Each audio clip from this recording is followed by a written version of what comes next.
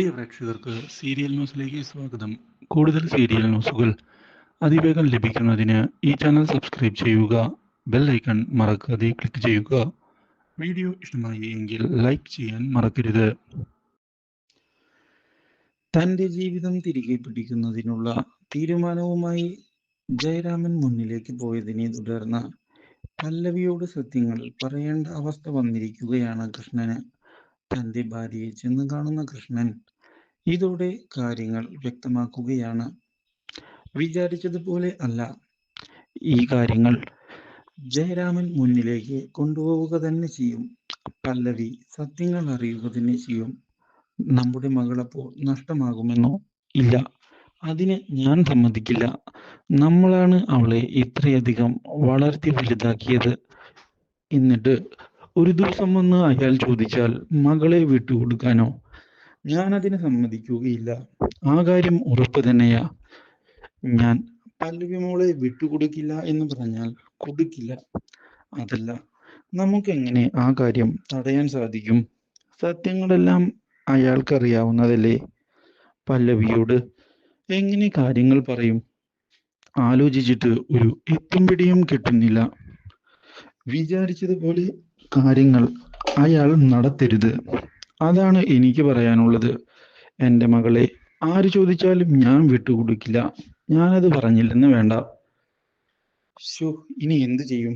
അയാൾ കുറച്ച് സമയത്തെ അവധി മാത്രമേ തന്നിട്ടുള്ളൂ. നമ്മൾ എന്തെങ്കിലും അതിനിടയ്ക്ക് ചെയ്തേ മതിയാകൂ. നമുക്ക് നോക്കാം. എന്തായാലും ഇപ്പോൾ പല്ലവിയോട് ഒരു കാര്യവും അറിയിക്കേണ്ടതില്ല. നമ്മൾ കാര്യങ്ങൾ ആലോചിച്ച് തീരുമാനിക്കാം. എന്താ, അതുപോലെ? ശരി, അങ്ങനെയാകട്ടെ എന്ന് ഉറപ്പിക്കുകയാണ് ഇപ്പോൾ കൃഷ്ണൻ.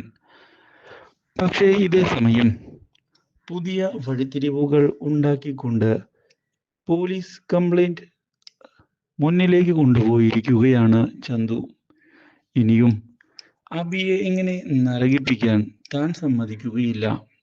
ആ തീരുമാനത്തിൽ ഉറച്ചു നിന്നുകൊണ്ടാണ് ഇപ്പോൾ കാര്യങ്ങൾ മുന്നിലേക്ക് പോകുന്നത്.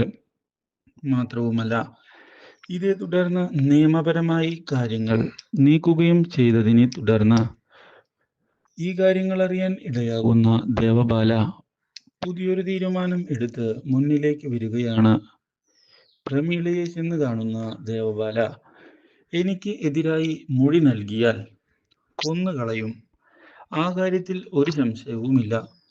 അബിക്ക് വേണ്ടി ഞാൻ എന്തും ചെയ്യും എന്ന് നിങ്ങൾക്ക് അറിയാമല്ലോ. ഇത് കേട്ടതിനെ തുടർന്ന് എന്താണ് പറയേണ്ടത് എന്നറിയാത്ത അവസ്ഥയിലാണ് ഇപ്പോൾ പ്രമീള വന്നു നിൽക്കുന്നത്.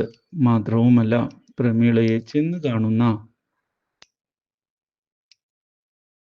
അവളുടെ അച്ഛനും ഭീഷണിപ്പെടുത്തിയിരിക്കുകയാണ്. Do like, share and subscribe.